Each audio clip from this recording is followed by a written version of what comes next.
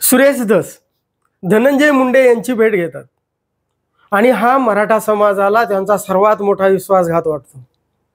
समाज माध्यमावर मराठा तरुणांच्या शाब्दिक तलवारी तळपू लागतात। सुरेश धस यांची प्रतिमा मलिन करण्याची चढाओढ लागते आणि तेच सुरेश धस ज्यावेळी परळीला महादेव मुंडे यांच्या कुटुंबियांचं सांत्वन करायला जातात, त्यांना न्याय मिळवून देण्याच्या भूमिका म्हणून तिथे जातात, त्यावेळी बंजारा समाजाला ही माणुसकीची भेट वाटत नाही। ते सुरेश धस मुर्दाबाद काळे फडके दाखवतात, दगड उचलतात। म्हणजे जी सुरेश धस आणि धनंजय मुंडे यांची भेट वंजारी समाजाला माणुसकीची वाटते, तीच सुरेश धसांची महादेव मुंडे यांच्या कुटुंबियांना दिलेली भेट मात्र माणुसकीची वाटत नाही। म्हणजे मग सुरेश धस यांचं व्यक्तिमत्व अत्यंत खुजं आहे का ते न्यायाच्या भूमिकेमध्ये ते विशाल व्यक्तिमत्व आहे, याचं मूल्यमापन आपण कसे आणि कोण करणार हे जाणून घेणार आहोत। तत्पूर्वी जर चॅनलला सबस्क्राईब केलं नसेल तर जरूर सबस्क्राईब करा। मित्रांनो, सुरेश धस धनंजय मुंडेंची भेट घेतात, त्यावेळी ही वंजारी समाजाला माणुसकीची भेट वाटते आणि त्यात गैर वाटत नाही।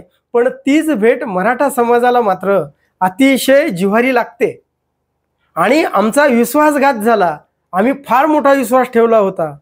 म्हणजे एक भेट मराठा समाजाला जी वाईट वाटते ती वंजारा समाजाला चांगली वाटते आणि जी परळीची भेट सुरेश धस यांनी दिलेली वंजारी समाजाला बोचणारी ठरते, तर मराठा समाजाला कुठंतरी ती फुंकर वाटते, माणुसकीची वाटते। म्हणजे सुरेश धसांची भूमिका ही माणुसकीची आहे, न्यायाची आहे का ती राजकीय आहे, हे कोण आणि कसं ठरवणार आहोत आपण। सुरेश धस यांचं मूल्यमापन नेमकं कशाच्या आधारे करणार आहोत? सुरेश धस यांचं मूल्यमापन जर आपण पक्ष पातळीवर केलं तर ते चुकीचं ठरू शकतं। सुरेश धस यांचं मूल्यमापन आपण जातीच्या आधारे करायला गेलो तर ते चुकीचं ठरू शकतं आणि त्याच सुरेश धसांचं मूल्यमापन आपण जर एखाद्या घटनेवरून जर करायला लागलो तर तेही अतिशय चुकीचं ठरू शकतं। म्हणून सुरेश धस यांचं जे मूल्यमापन करायचंय, त्यांच्या व्यक्तिमत्वाचं मूल्यमापन करायचंय, त्यांची माणुसकी खुजी आहे का त्यांचं अंतःकरण विशाल आहे, ते न्यायाच्या भूमिकेमध्ये आहेत, हे जर आपल्याला तपासून घ्यायचं असेल, खऱ्या अर्थानं समजून घ्यायचं असेल तर त्यांची भूमिका ही आपल्याला लक्षात घ्यावी लागणार आहे। आपण जर सुरेश धस यांना राजकीय पक्ष कोणता त्यांचा यावरून जर आपण सुरेश धस हे योग्य अयोग्य ठरवू लागलो तर सुरेश धस हे राष्ट्रवादी असेल, शिवसेना असेल, जे विरोधी पक्षामध्ये जेवढी व्यक्ती आहेत किंवा पक्ष आहेत त्यांना सुरेश धस यांची भूमिका, उंची ही खुजीच वाटणार नाही।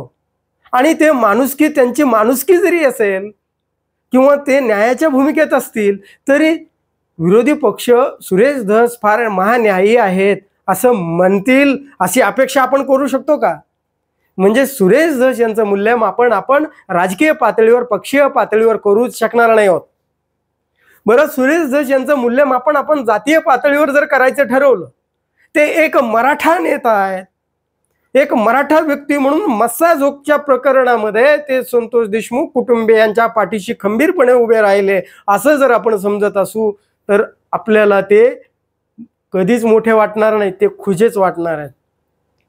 आणि ते जर परळीमध्ये महादेव मुंडे यांच्या कुटुंबियाला न्याय देण्याची भूमिका घेत आहेत, तरीही त्यांच्याकडे जातीय दृष्टीतून पाहिलं तर तिथे सुद्धा सुरेश धसांचं व्यक्तिमत्व आपल्याला कधीच कळणार नाही। म्हणजे जात ही सुरेश धस यांचं मूल्यमापन करण्यासाठी कधीही वापरली तर ते मूल्यमापन हे चुकीचं ठरणार आहे, याची खात्री बाळगा।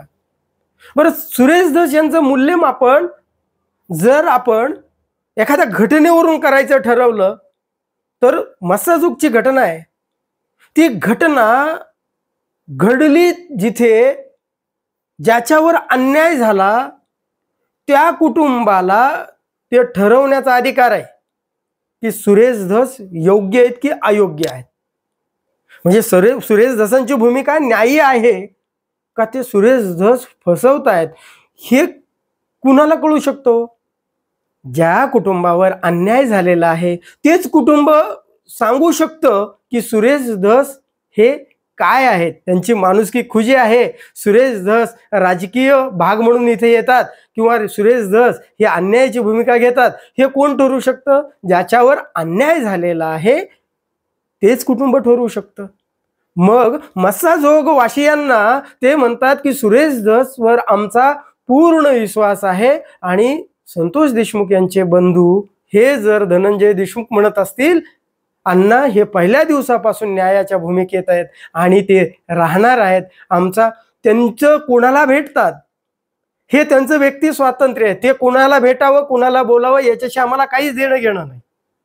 म्हणजे आम्हाला केवळ आणि केवळ आरोपींना फाशी झाली पाहिजे आणि ते अण्णा या भूमिकेवर ठाम असतील तर मग आम्हाला ते काय करतात त्याच्याशी काहीच देणं घेणं नाही. म्हणजे त्या घटनेवरून जर त्या गावकऱ्यांना त्या कुटुंबाला सुरेश धस जर हे न्यायपूर्ण भूमिका घेत आहेत असं वाटत असेल तर आम्हा समाज माध्यमावर काहीही दोन शब्द टाकणाऱ्या टिकोजीरावाला टीका करणाऱ्याला काय अधिकार आहे हो? समाजाचा विश्वासघात झाला का नाही झाला का त्यापेक्षा त्या कुटुंबाला काय वाटतं, त्या कुटुंबाची काय भूमिका आहे आणि त्या कुटुंबाचं सुरेश धसांबद्दल काय मत आहे हे महत्वाचं आहे. तीच गोष्ट परळीच्या संदर्भात आहे. ज्ञानेश्वरी मुंडे मयत महादेव मुंडे यांची पत्नी ती माऊली काय म्हणते, अहो सुरेश धस यांनी नव्हत्याचं होतं केलं, 15 महिने झालं 1.5 वर्ष झालं आम्हाला कुणी विचारलं नाही, आम्हाला न्याय मिळेल अशी इतकीशी सुद्धा एक अंश सुद्धा आम्हाला वाटत नव्हतं. पण आमच्यामध्ये आता आत्मिक बळ पेटलंय, आमचा आत्मविश्वास वाढलाय आणि आता आम्ही लढणार, कारण आमच्यामध्ये आमच्या अंतःकरणात सुरेश धस यांनी लढण्याचं बळ दिलंय, आम्हाला आमचा आत्मविश्वास वाढलाय. ती जर माऊली म्हणजे परळीमध्ये जर ती राहून ती माऊली सुरेश धसांच्या बाबतीत हे शब्द वापरत असेल तर त्या कुटुंबावर झालेला अन्याय का त्याच्या संदर्भामध्ये समाज माध्यमांवरून ज्यांचा काडी मात्र संबंध नाही अशा लोकांनी सुरेश धस चुकीचं वागतात हे बोलणं चुकीचंच आहे ना हो. म्हणजे घटनेवर आधारित तुम्ही सुरेश धसांचं मूल्यमापन कधी करू शकत नाही आहात. मग सुरेश धस यांचं मूल्यमापन जर तुम्हाला खऱ्या अर्थानं जर करायचं असेल ना तर त्यांची भूमिका काय आहे हे तुम्हाला लक्षात घ्यावी लागणार आहे. आणि त्यांची भूमिका जी पहिल्या दिवशी होती, जी विधानमंडळामध्ये बोलताना जी तडप होती, ती जी तळमळ होती, ती आत्मीयता होती, जे सर्व देशाचं अंतःकरण पिळवटून टाकणारी होती, तीच भूमिका आजही त्यांची आहे असं मी नाही म्हणत, तर मयत संतोष देशमुखांचे बंधू म्हणतात, मस्सा जोगकर म्हणतात.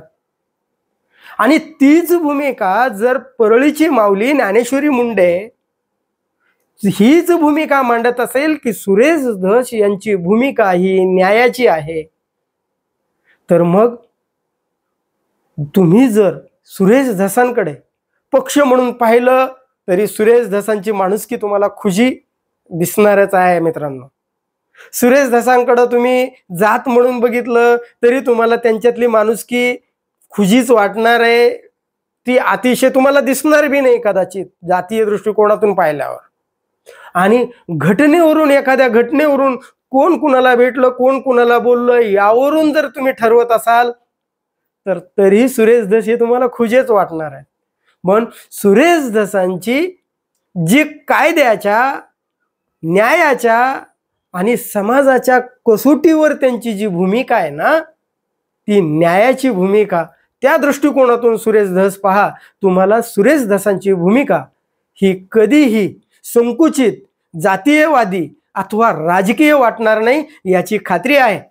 हा व्हिडिओ जर आवडला तर लाईक आणि शेअर करायला विसरू नका. धन्यवाद. जय महाराष्ट्र.